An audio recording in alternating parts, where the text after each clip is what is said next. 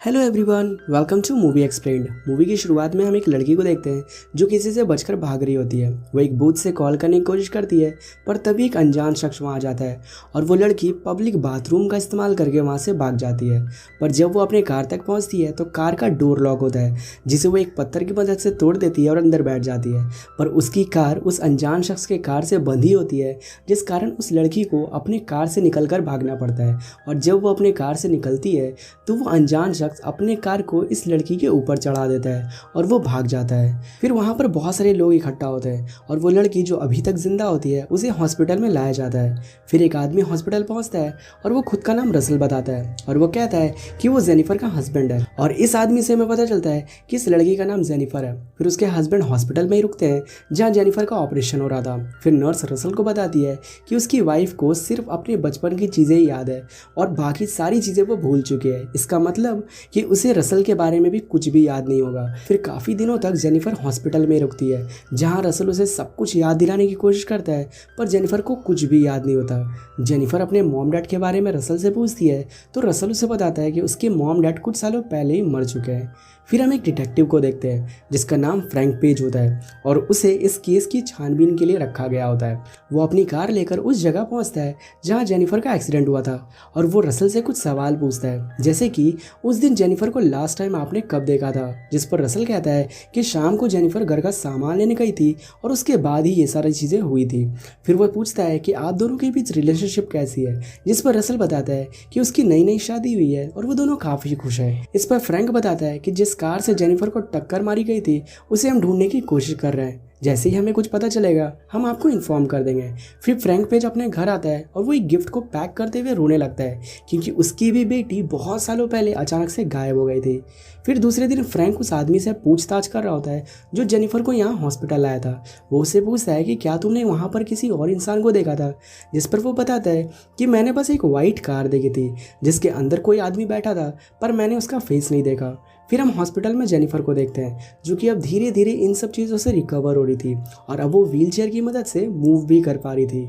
फिर हम जिम नाम के एक आदमी को देखते हैं जो कि जेनिफर से मिलने आया था, पर रिसेप्शनिस्ट उसे मिलने नहीं देती, जिस पर वो चला जाता है। पर यहाँ पर रसल उसे बहुत ही अजीब नज़रों से देखता है। फिर रसल जेनिफर को लेकर अपने घर आ जाता है जो कि काफ़ी बड़ा होता है। फिर जेनिफर जब अपने घर में आग को देखती है तो उसे कुछ याद आता है, जिस पर रसल उसे पूछता है कि क्या हुआ, पर जेनिफर उसे कुछ भी नहीं बताती। जेनिफर रसल से कहती है कि ये जगह काफ़ी शांत है, जिस पर रसल उसे बताता है कि इसके घर के आसपास काफ़ी दूर तक कोई दूसरा घर नहीं है।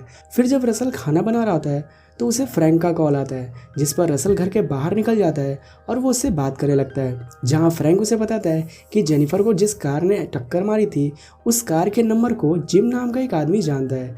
और फ्रैंक रसल से कहता है कि वो जेनिफर को लेकर पुलिस स्टेशन पहुंचे, जिस पर रसल कहता है कि वो कल ज़रूर आएगा, उसे आज कुछ काम है। जेनिफर भी उसकी बातें सुनने की कोशिश करती है पर उसे कुछ भी सुनाई नहीं देता। दूसरे दिन रसल तैयार होकर कहीं जा रहा होता है। जब जेनिफर इस बारे में पूछती है तो रसल उसे बताता है कि वो काम पर जा रहा है। फिर जेनिफर पूछती है कि आखिर वो क्या करती है, जिस पर रसल बताता है कि तुमने अपने जॉब को शादी से पहले ही छोड़ दिया था। जिस पर जेनिफर रियलाइज़ करती है कि अब उसके पास कुछ भी नहीं है, ना उसका फैमिली है और ना ही उसके पास करने के लिए कोई जॉब है। इसी बीच रसल जेनिफर के हाथ को पकड़ता है पर जेनिफर काफ़ी अनकंफर्टेबल फील करती है। तभी जिम रसल के घर पहुंच जाता है, जहां रसल और जिम दोनों आपस में बातें करते हैं और रसल यहाँ पर बताता है कि वो जेनिफर का हस्बैंड है कि तभी रसल एक रॉड से जिम को मार देता है और उसे वो ज़मीन में दफनाने लगता है। पर आवाज़ के कारण जेनिफर जाग जाती है और वो रसल को ऐसा करते हुए देख लेती है। फिर सुबह जेनिफर उसी कब्र की तरफ देख रही होती है और उसे रसल पर डाउट होने लगता है। दूसरी तरफ रसल पुलिस स्टेशन नहीं आता, जिस कारण फ्रैंक उसे कॉल करता है पर रसल कॉल भी नहीं उठाता। तब फ्रैंक हॉस्पिटल जाकर रसल के एड्रेस लेता है और जब वो उस एड्रेस पर पहुंचता है तो उसे पता चलता है कि रसल ने ये गलत एड्रेस दिया था। फिर जेनिफर अपने शादी के एल्बम को देखती है, जहां उसे पता चलता है कि ये सारी पिक्चर्स फोटोशॉप की हुई है, क्योंकि जब वो रसल के हेयर को फोटो के मिरर में देखती है तो दोनों काफ़ी अलग होता है। फिर वो सीढ़ी से उतरकर अपने शादी के पिक्चर्स को देखती है, जहां वो कंफर्म हो जाती है कि ये सारी पिक्चर्स एडिट की हुई है। फिर वो रसल के लैपटॉप को ओपन करने की कोशिश करती है, पर तभी रसल वहाँ जाता है और रसल उसे एक फ़ोन गिफ्ट करता है, पर उस फ़ोन में भी नेटवर्क नहीं आ रहा होता है। फिर रात में रसल जेनिफर के साथ इंटीमेट होने की कोशिश करता है, पर जेनिफर उसे रोक देती है, जिससे रसल काफ़ी गुस्सा हो जाता है और वो जाकर अपने लैपटॉप में कुछ देखने लगता है। और हम यहाँ जान पाते हैं कि इस घर में हर जगह पर कैमरास लगे हुए हैं और वो जेनिफर को देखने लगता है। फ्रैंक अभी भी रसल एंड जेनिफर के बारे में सोच ही रहा होता है कि तभी वो हॉस्पिटल कॉल करता है और वो पूछता है कि रसल ने कैसे प्रूव किया था कि वो जेनिफर का हस्बैंड है। जहाँ नर्स बताती है कि उसने कुछ पिक्चर्स दिखाया था और उसके बैक पर एक टैटू था और वैसा ही सेम टैटू जेनिफर के बॉडी में भी था। फिर फ्रैंक हॉस्पिटल के सीसीटीवी फुटेज चेक करता है, जहां रसल उसी ट्रक से बाहर निकल रहा होता है जिस ट्रक से जेनिफर का एक्सीडेंट हुआ था। फिर फ्रैंक एक टैटू सैलून में जाता है, जहां वो इस टैटू के बारे में पूछता है, जहां टैटू आर्टिस्ट फ्रैंक को बताता है कि इस टैटू में एलन लिखा हुआ है और वो उसे जेनिफर के घर का एड्रेस भी देता है। जब फ्रैंक जेनिफर के घर पहुंचता है तो उसे काफ़ी अजीब लगता है, क्योंकि घर की गेट खुली हुई थी, जिस कारण वो अंदर चला जाता है और अंदर उसे जेनिफर के पेरेंट्स की लाश मिलती है। इधर जब जेनिफर जागती है तो वो रसल के वॉलेट को छुपा लेती है और उसे कुछ सामान लाने के लिए भेज देती है। और जब रसल घर से बाहर जाता है तो जेनिफर रसल के वॉलेट से ड्राइविंग लाइसेंस निकालती है। ये लाइसेंस जेनिफर की होती है, जिस पर जेनिफर का फुल नेम जेनिफर एलन लिखा होता है। फिर वो रूम के डोर को ओपन करती है और बाहर चली जाती है, जहां वो रसल के लैपटॉप को ओपन करने की कोशिश करती है और वो पासवर्ड को गेस कर लेती है। और यहाँ उसे अपने शादी की रियल पिक्चर्स मिलती है, जहाँ उसे पता चलता है कि ये आदमी कोई और है जो उसके हस्बैंड की जगह ले रहा है। फिर हम फ्रैंक को देखते हैं, जो कि जेनिफर के ऑफिस में पहुंच चुका था, जहां वो पहले कभी काम किया करती थी। यहाँ उसे वॉल पर एक तस्वीर लगी मिलती है जिसमें रसल भी था। और जब फ्रैंक यहाँ रसल के बारे में पूछता है तो उसे पता चलता है कि उसका रियल नाम रेन है और वो भी इस कंपनी में कभी काम किया करता था। उधर जेनिफर को अब धीरे धीरे उसके हस्बैंड से जुड़ी सारी चीज़ें याद आने लगती है और वो इंटरनेट को एक्सेस करने की ट्राई करती है, पर नेटवर्क नहीं होता। तभी रसल, जिसका रियल नाम रेन होता है, वो रियलाइज़ करता है कि वो अपने वॉलेट को घर पर ही भूल गया है और वो वापस अपने घर की तरफ आने लगता है। फिर जेनिफर नेटवर्क की तलाश में घर से बाहर चली जाती है कि तभी वो नीचे गिर जाती है और जब वो उठती है तो रेन वहाँ आ जाता है और वो जेनिफर को मारकर बेहोश कर देता है। फिर जेनिफर को जब होश आता है तो वो रेन से पूछती है कि वो कौन है और उसके हस्बैंड का है, जिस पर रेन उसके हाथ पैर बांध देता है और वो खुद बाहर चला जाता है, जहाँ उसे नर्स मिलती है। पर इससे पहले कि नर्स उससे बात करती है, वो वहाँ से चला जाता है। उधर जेनिफर खुद को फ्री कर लेती है और वो गराज में चली जाती है, जहाँ उसे एक कार के अंदर अपना फ़ोन मिलता है जो कि अभी तक चार्ज होता है। तभी रेन वहाँ जाता है और जेनिफर रेन को देखकर छुप जाती है।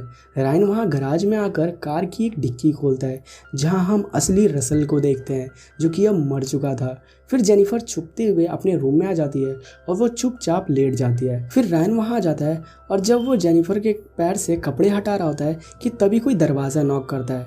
गेट पर और कोई नहीं बल्कि फ्रैंक होता है। जब रैन उसे देखता है तो वो उसे अंदर बुला लेता है कि तभी जेनिफर भी फ्रैंक को देखती है और वो उससे इशारे करके हेल्प मांगती है। फिर फ्रैंक बैकअप मंगवाने के बजाय खुद जेनिफर के पास जाने लगता है कि तभी रायन वहाँ आ जाता है और वो उसे मारकर बेहोश कर देता है। और फिर रायन फ्रैंक को गैरेज में ले जाकर उसे एक फ्रीजर में बंद कर देता है और वो जेनिफर के पास आता है और उसके हाथ पैर बांध देता है। फिर यहाँ वो बताता है कि वो जेनिफर से कैसे मिला। दरअसल कुछ सालों पहले रायन ने जेनिफर और रसल को देखा था, जो कि कपल्स थे और वो उनके ही ऑफिस में काम किया करता था। रायन को फिर जेनिफर से प्यार हो जाता है और इसी प्यार के चक्कर में उसने ये सारा कांड किया होता है। उसने जेनिफर के मॉम, डैड और उसके हस्बैंड तीनों को मार दिया होता है और उस दिन वही था जिसने जेनिफर को कार से हिट किया था।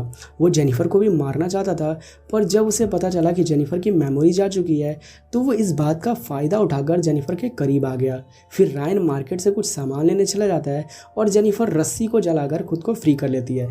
फिर जब रायन घर आता है तो उसे जेनिफर नहीं मिलती, पर तभी अचानक से जेनिफर उसके सर पर हमला कर देती है, जिससे रायन वहीं गिर जाता है। फिर जेनिफर रायन को रूम में बंद कर देती है और खुद भागने लगती है और भागकर जंगल में चली जाती है, पर रायन दरवाज़ा तोड़ देता है और वो खुद बाहर आ जाता है। दूसरी तरफ हम देखते हैं फ्रैंक को, जो कि अब होश में आ गया था और वो भी फ्रीजर से बाहर आ जाता है और अब ये तीनों जंगल में होते हैं। फिर रायन जेनिफर को पकड़ लेता है और वो उसे शूट करने वाला होता है कि तभी वहाँ फ्रैंक आ जाता है, जिसके बाद फिर जेनिफर रायन के हाथ से गिरे गन को उठा लेती है और वो रायन को शूट कर देती है और यहाँ रायन मारा जाता है। फिर हमें 3 मंथ बाद का सीन दिखाया जाता है, जहाँ जेनिफर को उसके हस्बैंड का लेटर मिलता है, जिसे उसने जेनिफर के लिए लिखा था। जेनिफर ये लेटर पढ़ती है और अपने घर की तरफ चली जाती है और यहीं पर ये मूवी एंड हो जाती है।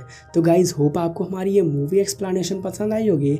अगर आपको हमारी ये मूवी एक्सप्लेनेशन पसंद आई है तो आप हमारे चैनल को ज़रूर से सब्सक्राइब कर लेना। सो गाइज, मिलते हैं आपसे नेक्स्ट वीडियो में, तब तक